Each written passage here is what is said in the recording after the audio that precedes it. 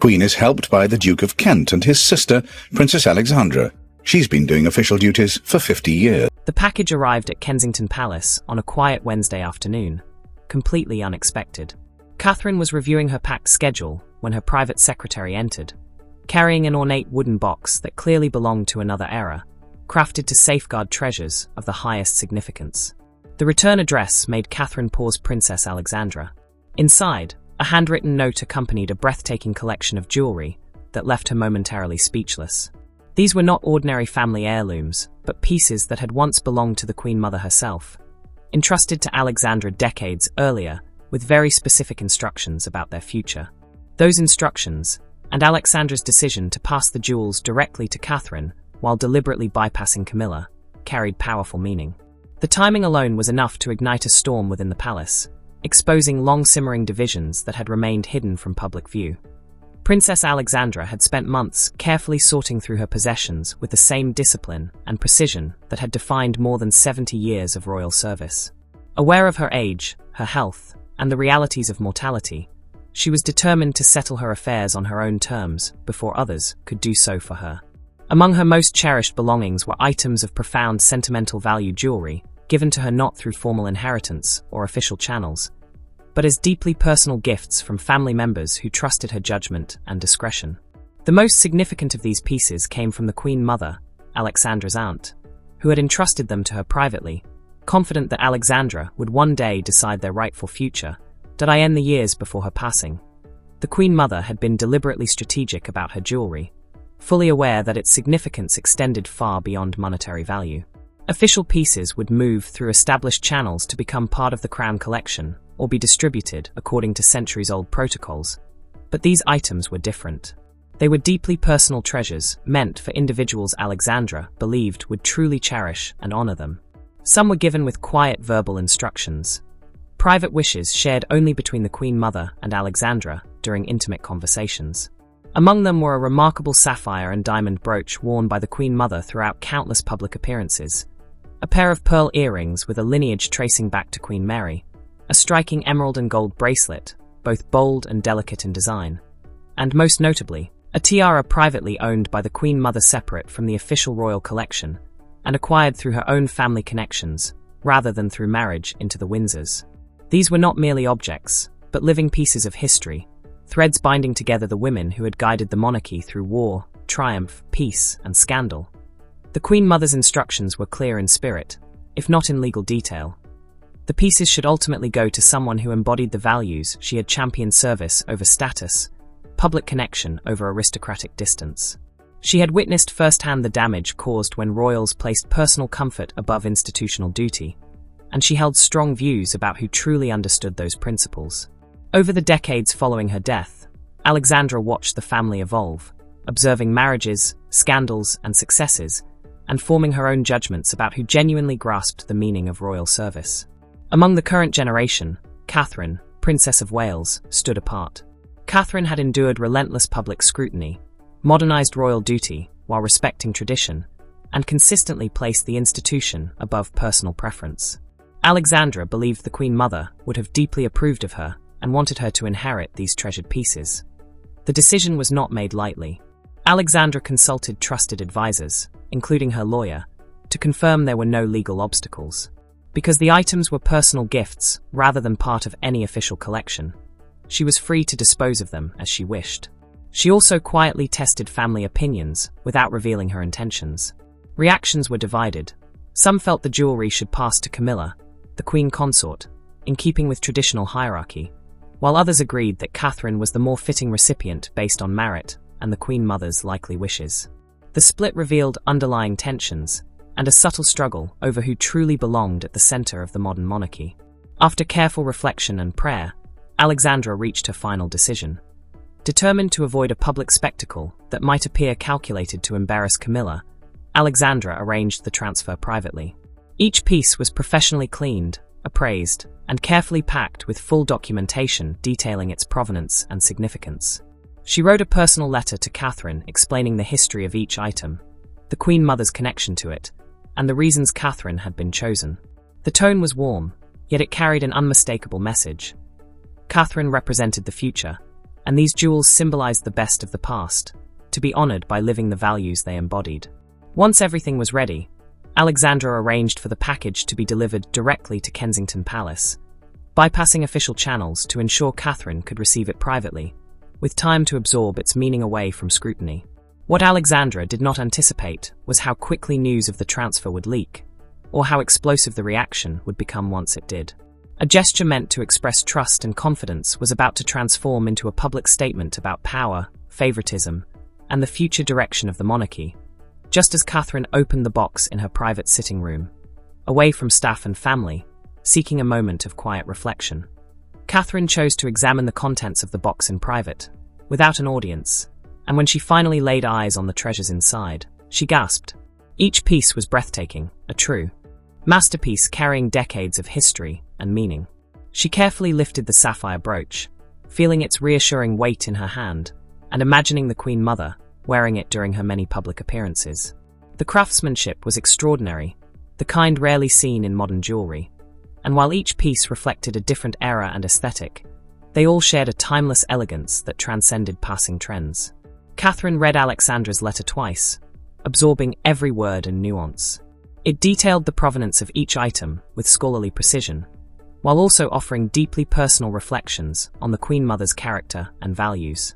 Alexandra wrote of her aunt enduring bombing raids during World War II, refusing to leave London, visiting wounded soldiers, and walking through devastated neighborhoods, guided by the belief that being royal meant standing present in hardship rather than retreating to safety. The parallel to Catherine's own approach was unmistakable, summed up in a quiet but powerful message. You understand what she understood, and that is why these belong to you. Yet the gift immediately presented a dilemma. Even as Catherine felt deeply honored, she recognized that pieces of such significance, especially the tiara, could not remain unnoticed forever. Their history would be traced, their origins uncovered, and questions would inevitably follow. Why Catherine and not Camilla, the Queen Consort, who might reasonably have been expected to inherit items connected to a previous queen? However well-intentioned, the gesture risked igniting the very family tension and public speculation Catherine had spent years carefully avoiding. Her first instinct was to return the jewelry with a gracious note, expressing profound gratitude while explaining that she could not accept gifts that might cause discord. But almost immediately, she realized how deeply such a refusal would wound Alexandra, who had made the decision with great care and personal conviction after a lifetime of quiet service to the monarchy. Declining such an honor felt nearly impossible, even if accepting it carried complications. Catherine spent hours alone, the jewelry laid out before her, turning each piece over in her hands as she searched for a path that would respect Alexandra's wishes while navigating the unforgiving realities of royal hierarchy. Eventually, she decided she could not face the decision alone and brought Prince William into the discussion.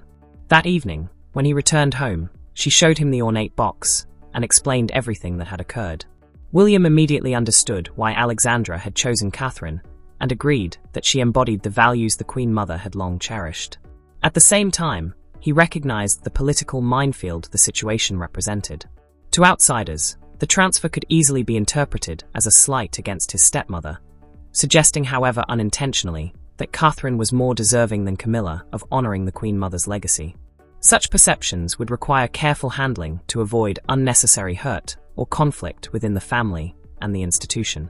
Late into the night, the couple weighed their options, accepting the gift but keeping it entirely private, never wearing the pieces publicly, informing Camilla directly before rumors could reach her, framing the decision as Alexandra's personal choice rooted in long-standing wishes, or considering other ways to honor the gesture without allowing it to become a source of division.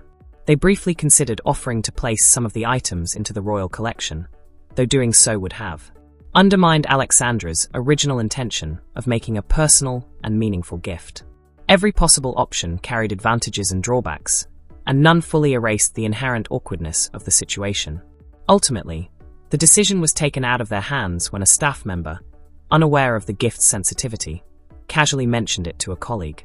The comment spread, and within 48 hours whispers were moving through palace corridors that Catherine had received jewelry that had bypassed Camilla entirely. Those whispers soon reached beyond the palace walls. A journalist with royal sources caught wind of the story, and suddenly Catherine and William were facing questions about a gift they had hoped to keep private. Realizing delay would only worsen matters, Catherine chose to act proactively.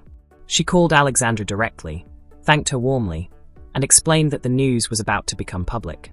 She asked whether Alexandra would be comfortable with a statement outlining the history of the jewelry and the reasoning behind the gift. Alexandra agreed without hesitation, saying she had nothing to hide and was proud to have entrusted the pieces to someone she believed would honor them properly.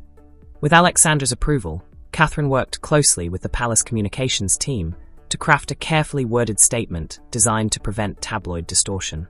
It confirmed that Catherine had received jewelry from Princess Alexandra that had previously belonged to the Queen Mother, clarified that the pieces were personal items rather than part of any official collection, and noted that Alexandra had chosen to give them in recognition of Catherine's dedication to royal service and the values the Queen Mother had championed. The statement concluded by expressing gratitude for the generous and meaningful gift, while deliberately avoiding any mention of Camilla or explanations about why she had not received the items, a strategic omission intended to keep the focus on the gesture itself rather than on who had been excluded.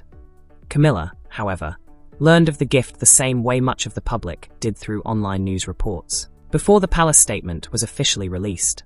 She was having tea with friends when her phone began buzzing incessantly with links to articles detailing Catherine's receipt of the Queen Mother's private jewelry. At first she was confused, unaware such a collection even existed in Alexandra's possession, or that the Queen Mother had distributed personal items outside official channels. As she read on and grasped the significance of what had been given to Catherine, confusion gave way to hurt, and hurt quickly hardened into anger. To her, the implicit message was unmistakable. Despite her role as Queen Consort and years of service, she was being silently judged as less worthy than Catherine. The sting deepened when she realized she had learned of the decision through the media rather than directly from family, denied even the courtesy of a private warning. Friends attempted to console her, but their comments often made matters worse, suggesting the gift looked like a deliberate snub and that Catherine's acceptance showed little regard for Camilla's feelings. By the time King Charles returned home that evening, Camilla was convinced she had been intentionally slighted and that the issue demanded a response. Charles found himself caught between two uncomfortable truths. He understood his wife's pain, yet also recognized that Alexandra had acted within her rights and that Catherine had done nothing wrong by accepting an unsolicited gift from an elder family member. He tried to reason with Camilla, explaining that the jewelry had been Alexandra's personal property and that its transfer was not a judgment on Camilla's status or worth. Camilla, however, was in no mood for calm explanations. She demanded acknowledgement that the situation had been mishandled, and the argument that followed became one of the most serious disagreements of their marriage. She accused Charles of always defending William and Catherine while dismissing her concerns, while Charles countered that she was personalizing an act meant to honor the Queen Mother's wishes. Camilla fired back that any such instructions were decades old and could not override the present reality of who held the position of queen. The conversation spiraled, voices rising as staff overheard the tense exchange stretch on for more than an hour, before Camilla finally left the room in tears. Exhausted and frustrated, Charles called William in hopes of managing the fallout. Father and son spoke candidly. William was sympathetic to Camilla's feelings, but firm that Catherine had done nothing wrong. The gift had been unsolicited. Refusing it would have insulted Alexandra, and the timing and method of the transfer reflected Alexandra's desire to honor private instructions rather than any judgment about the current hierarchy. Charles suggested that Catherine reach out to Camilla directly, woman to woman, to ease tensions. William agreed such a conversation might help, but made one point clear. Catherine would not apologize for accepting a gift she had every right to receive. Charles understood and hoped that, at the very least, a conversation could cool tempers and prevent the issue from escalating into a prolonged family feud. When William relayed the suggestion to Catherine, she hesitated. She had not sought this drama and had tried to handle the situation with care and discretion. She did not believe she owed Camilla an apology, yet she also understood the value of family harmony and the risks of allowing the conflict to deepen. Catherine understood that prolonged tension with the Queen Consort could create lasting difficulties for everyone involved. So after careful internal debate, she agreed to reach out to Camilla. She was clear with William, however, that while she would acknowledge Camilla's feelings, she would not concede that anything improper had occurred. The phone call that followed was tense, measured, and unmistakably awkward. Catherine began by recognizing that the situation must have come as a surprise, and expressed hope that Camilla understood no offense had been intended. Camilla responded coolly polite, but guarded acknowledging Catherine's words while making it clear she did not fully accept them. She emphasized that the matter had been poorly handled and that insufficient consideration had been given to its impact on her, subtly underscoring that her position and expectations had been overlooked. Catherine listened patiently before replying with quiet firmness, explaining that she had received a gift from a senior family member and that refusing it would have been wrong. She said she hoped Camilla could understand her position, even if it was difficult. The call ended without resolution or reconciliation, leaving the tension intact, like a storm that had paused but not passed. Camilla still felt wronged. Catherine remained convinced she had done nothing improper, and the divide between them was now openly exposed. Palace officials quickly recognized that the fallout went far beyond a dispute over jewelry. At its core were questions of status, respect, and whose role truly carried weight within the royal hierarchy, issues that had simmered quietly for years before being thrust into the open. For days, the story dominated royal coverage, with commentators dissecting motives, relationships, and long-term implications. Public reaction fractured sharply. Admirers of Catherine viewed the gift as a fitting acknowledgement of her dedication, grace, and sense of duty, while Camilla's supporters saw it as a deliberate slight that revealed deep favoritism. Critics of the monarchy seized on the episode as evidence of institutional dysfunction, a clash between old-world hierarchy and modern expectations. Royal analysts debated whether the gesture reflected a forward-looking strategy that recognized Catherine as the future of the monarchy, or whether protocol should have placed the queen consort first, regardless of merit or longevity. The debate became a proxy for larger questions about tradition versus modernization, inherited status versus earned respect. Social media amplified the drama, transforming a private act of respect into a viral spectacle. Hashtags multiplied, sides were taken, and memes and commentary flooded online platforms. To Catherine's supporters, she emerged as the rightful inheritor of the Queen Mother's legacy, embodying service, humility, and commitment. Camilla's defenders painted Catherine as calculating and opportunistic, suggesting ambition hidden behind composure. Even palace officials were unprepared for the scale of the reaction. Polls and focus groups revealed stark divides, with younger audiences overwhelmingly backing Catherine and older demographics leaning toward Camilla, reflecting deeper generational and philosophical splits about the monarchy's future. Princess Alexandra watched the escalating fallout with growing unease. Her intention had been simple: to honor the Queen Mother's wishes and recognize someone she believed truly embodied those values. The idea that her gesture could become a weapon in a public battle over status and favoritism had never occurred to her. Though she briefly considered issuing a clarifying statement, advisors warned that any comment risked further distortion, and she ultimately chose silence, hoping the controversy would burn itself out. Catherine found the experience equally draining. Years of careful avoidance of palace drama had not prepared her for becoming the center of a storm she neither sought nor controlled. She deliberately stopped reading coverage and social media commentary, instead immersing herself in her work, patronages, and responsibilities as Princess of Wales, determined to focus on what truly mattered. William, fiercely protective of his wife, grew frustrated with what he saw as manufactured outrage and made it clear in private conversations that Catherine deserved defense against unfair narratives. Some palace officials followed his lead, while others hesitated, wary of appearing to take sides in what was increasingly framed as a rivalry between Catherine and Camilla. Charles worked quietly behind the scenes to ease tensions, publicly maintaining neutrality, while encouraging media contacts to move on and urging family members, particularly those in Camilla's circle, to tone down rhetoric that would only deepen divisions. Over time, the intensity of coverage faded. 6 months later, the public controversy had largely subsided, but within the family, the effects endured. Relationships had been tested and, in some cases, permanently altered.